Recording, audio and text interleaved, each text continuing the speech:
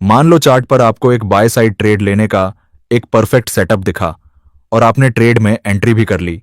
आपने जैसे ही ट्रेड ली, कुछ ही देर बाद आपको चार्ट पर 2 या 3% का प्रॉफिट दिखने लगा।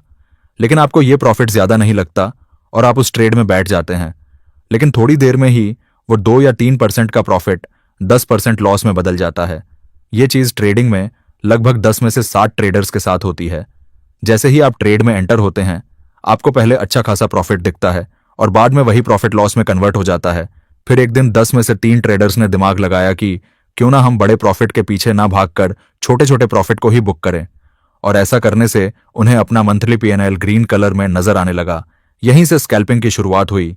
लेकिन आप में से शायद ही ज्यादा ट्रेडर्स को स्कैल्पिंग की स्ट्रेटेजी के बारे में पता हो, जिससे आप चार्ट के सामने घंटों तक न बैठकर कुछ ही मिनटों में हाई एक्यूरेट ट्रेड पकड़ सकते हैं।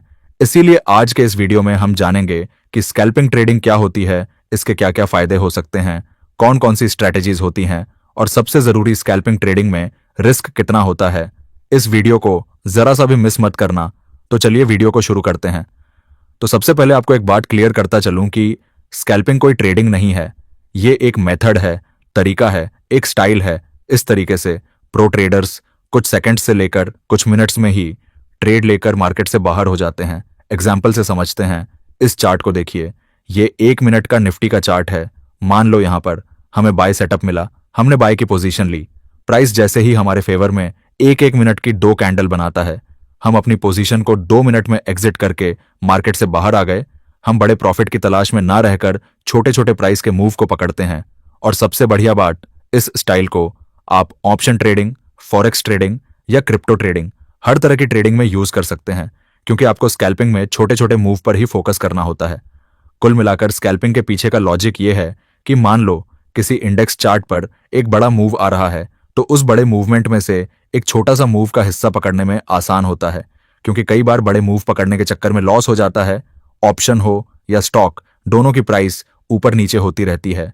तो आप स्कैल्पिंग के जरिए उन छोटे पॉइंट्स को आसानी से कैप्चर कर सकते हैं और इसी तरह आप छोटे छोटे प्रॉफिट करके बड़ा पैसा बना सकते हैं। अब चलते हैं और जानते हैं कि स्कैल्पिंग करने के क्या क्या फायदे हो सकते हैं।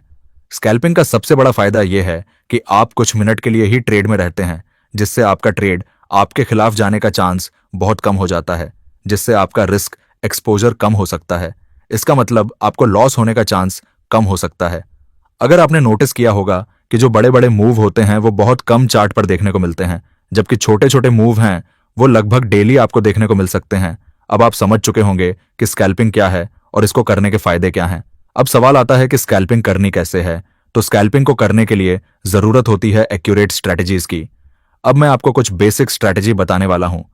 स्कैल्पिंग की सबसे भरोसेमंद स्ट्रैटेजी 9 EMA और BSEMA क्रॉसओवर के बारे में। इसे मोमेंटम स्कैल्पिंग भी कहा जाता है। सबसे पहले अपने चार्ट पर 1 मिनट या 3 मिनट का टाइम फ्रेम सेट करें। जब आप इंडिकेटर सेक्शन में जाकर एक्सपोनेंशियल मूविंग एवरेज चुनते हैं, तो 9 पीरियड वाली लाइन को नीला, ब्लू और 20 वाली को लाल, रेड रंग दें। चार्ट पर ध्यान से देखिए, 9 EMA मार्केट की करंट स्पीड बताता है और 20 EMA ट्रेंड की दिशा। जब 9 EMA की नीली लाइन 20 EMA की लाल लाइन को नीचे से ऊपर की तरफ काटती है, तो इसे बुलिश क्रॉसओवर कहते हैं। यह हमारा पहला सिग्नल है कि मार्केट में खरीदार आ गए हैं। लेकिन रुकिए, स्कैल्पिंग में सबसे बड़ी गलती यही होती है कि लोग तुरंत कूद पड़ते हैं। आपको एंट्री तब लेनी है जब क्रॉसओवर वाली कैंडल का हाई अगली कैंडल ब्रेक करे। आपका stop loss SL crossover candle का लो होगा। स्कैल्पिंग में हम 1 से 1.5 का रिस्क रिवॉर्ड रखते हैं, यानी अगर 10 पॉइंट का रिस्क है तो 15 पॉइंट मिलते ही बाहर निकल जाना है। अब बात करते हैं सबसे जरूरी चीज 920 स्ट्रेटजी में, वॉल्यूम इंडिकेटर के साथ फेक सिग्नल को कैसे पहचानें। अक्सर मार्केट साइडवेज होता है और 9 और 20 EMA आपस में उलझे रहते हैं। इसे विपसॉ कहते हैं। यहां वॉल्यूम आपका रक्षक बनेगा। अगर क्रॉसओवर हो रहा है लेकिन नीचे वॉल्यूम की बार्स छोटी और बेजान हैं, तो वह एक फेक ब्रेकआउट है। एक सफल ट्रेड के लिए क्रॉसओवर वाली कैंडल का वॉल्यूम पिछले कम से कम 5 से 10 कैंडल के औसत वॉल्यूम से ज्यादा होना चाहिए। अगर वॉल्यूम का स्पाइक दिख रहा है, तभी वह ट्रेड शक्तिशाली है।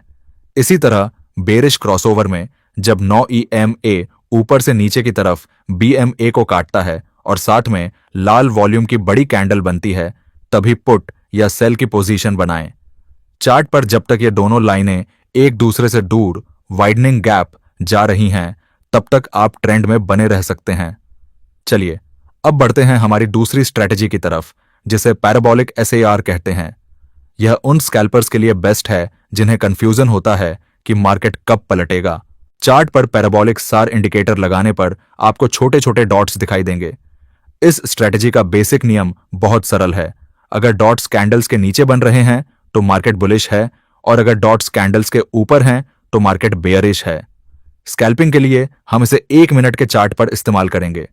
जब मार्केट गिर रहा होता है और अचानक से कैंडल के नीचे पहला डॉट बनता है, तो यह इशारा है कि अब रिवर्सल आने वाला है। लेकिन एक स्कैल्पर के तौर पर आपको पहले डॉट पर ट्रेड नहीं लेना चाहिए। हमेशा दूसरे या तीसरे डॉट का इंतजार करें ताकि ट्रेंड कंफर्म हो जाए। आपकी एंट्री तब होगी जब तीसरा डॉट बने और कैंडल पिछले हाई को तोड़ दे। यहां आपका स्टॉप लॉस उसी डॉट के ठीक नीचे होगा, जिससे आपका रिस्क बहुत छोटा हो जाता है। फेक सिग्नल से बचने के लिए यहां भी वॉल्यूम का रोल बहुत क्रिटिकल है। कई बार मार्केट थोड़ा ऊपर जाता है, पैराबोलिक SAR डॉट नीचे शिफ्ट होता है, लेकिन अगले ही पल मार्केट गिर जाता है। इसे कैसे पकड़ें? जब पैराबोलिक SAR डॉट नीचे शिफ्ट हो, बाय सिग्नल, तो नीचे वॉल्यूम बार को देखें। अगर वॉल्यूम बार का रंग हरा है और वह बढ़ रहा है, राइजिंग वॉल्यूम, तभी यह एक जेन्युइन सिग्नल है। अगर पैराबोलिक SAR सिग्नल दे रहा है लेकिन वॉल्यूम गिर रहा है, तो समझ लीजिए कि यह केवल एक छोटा रिट्रेसमेंट है और मार्केट फिर से अपनी पुरानी दिशा में लौट सकता है।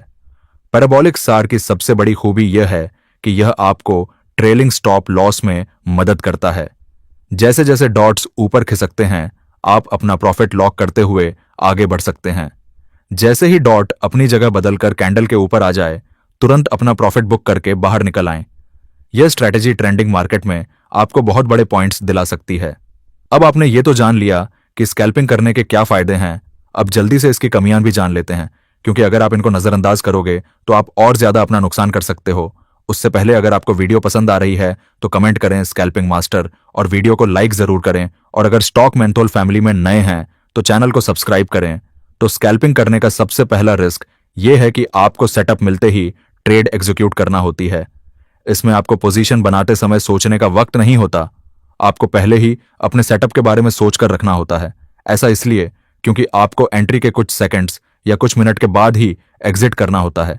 इसलिए अगर आप ट्रेड करते समय काफी सोचते हैं या पैनिक में ट्रेड लेते हैं, तो आपको अपनी आदत बदलनी पड़ेगी। अब दूसरा नुकसान यह हो सकता है कि आपको अपनी पोजीशन को जल्दी एग्जिट करना होता है, क्योंकि स्कैल्पिंग ट्रेड में आपका रिस्क रिवॉर्ड बहुत कम होता है। आपको लालच और डर को भूलकर एग्जिट का बटन दबाना होता है, चाहे आपका लॉस हो या प्रॉफिट। अगर आपने ट्रेड को एग्जिट करने में जरा सी भी देर की तो आपका बहुत बड़ा लॉस भी हो सकता है। तीसरा ये कि स्कैल्पिंग में आपको दिन भर में मल्टीपल ट्रेड्स लेने होते हैं। कई ट्रेडर्स दिन भर 15 से 20 ट्रेड्स भी ले लेते हैं, तो ऐसे में आपको ब्रोकरेज का भी चार्ज का ध्यान रखना होता है। और सबसे जरूरी, कई ट्रेडर्स सोचते हैं कि स्कैल्पिंग में चार्ट पर सिर्फ 1 से 2 घंटे ही बैठना होता है, लेकिन ऐसा नहीं है। स्कैल्पिंग में भी आपको फुल टाइम ट्रेडिंग ही करनी होती है, क्योंकि स्कैल्पिंग में भी सेटअप एनालाइज करना होता है। अगर आप लंबे समय तक प्रॉफिट कमाना चाहते हैं तो फुल टाइम ट्रेडिंग जरूरी है। अब आप ये भी समझ गए हैं कि स्कैल्पिंग में क्या क्या कमियां हैं, तो अगर आपको एक सक्सेसफुल स्कैल्पर बनना है तो इसके लिए स्कैल्पिंग में आपको किन किन चीजों का ध्यान रखना है। पहली चीज है जो सबसे जरूरी है, कैपिटल। आपको स्कैल्पिंग करने के लिए ठीक ठाक कैपिटल के साथ ही स्कैल्पिंग करना है। मान लो आप 3,000 रुपए से स्कैल्पिंग करते हैं और 2% के साथ स्कैल्पिंग करते हैं, तो 300 रुपए से आपका ब्रोकरेज का खर्चा ही निकलेगा। इसलिए आपको स्कैल्पिंग के लिए एक अच्छी कैपिटल की जरूरत हो सकती है। कम से कम मुझे लगता है 15 से 20,000 रुपए तक आपको चाहिए होंगे। दूसरी चीज जिस पर आपको सबसे ज्यादा ध्यान देना वो है एंट्री और एग्जिट करने की स्पीड। अगर आप एंट्री या एग्जिट करने में सोचा विचारी करते हैं तो मार्केट की अनसर्टेनिटी की वजह से आपको लॉस भी हो सकता है। मान लो आपने ट्रेड लिया और मार्केट आपके रिस्क रिवॉर्ड के हिसाब से मूव ही नहीं दे रहा। ऐसे में आपको ट्रेड में 10 मिनट या उससे ज्यादा हो गए, तो ऐसे में आपको एग्जिट करने के लिए हमेशा तैयार रहना होगा, क्योंकि उस ट्रेड में आपका प्रॉफिट नहीं हो रहा। तो ऐसे में उस ट्रेड से एग्जिट करने में ही भलाई है।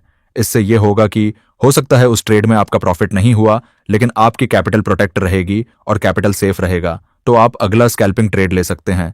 अगली चीज है जब भी स्कैल्पिंग में कोई बड़ा मूव देखने को मिलता है तो लोग लालच करने लगते हैं। ऐसे में वो सोचते हैं कि थोड़ा और रुक जाते हैं, ऐसे आपको एक या दो ट्रेड में बड़ा प्रॉफिट तो हो जाएगा। लेकिन इसी लालच की वजह से आपने जो भी प्रॉफिट किया होगा वो शायद आप एक ट्रेड में गवा दोगे। तो स्कैल्पिंग में आपको अपने इमोशन को कंट्रोल करना बहुत जरूरी है। बड़े मूवमेंट में से ठीक ठाक मूव लेकर निकलने में ही भलाई है, क्योंकि मार्केट का कोई भरोसा नहीं कि कब बड़े मूव के चक्कर में मार्केट पलट जाए और आपके लालच के चक्कर में आपको लॉस हो जाए। इसके अलावा आपको स्टॉप लॉस लगाना बहुत जरूरी है। अगर आपने स्टॉप लॉस नहीं लगाया तो आपका पूरा कैपिटल उड़ सकता है। अगर आपको स्कैल्पिंग की ये वीडियो पसंद आई है तो कमेंट में जरूर बताना।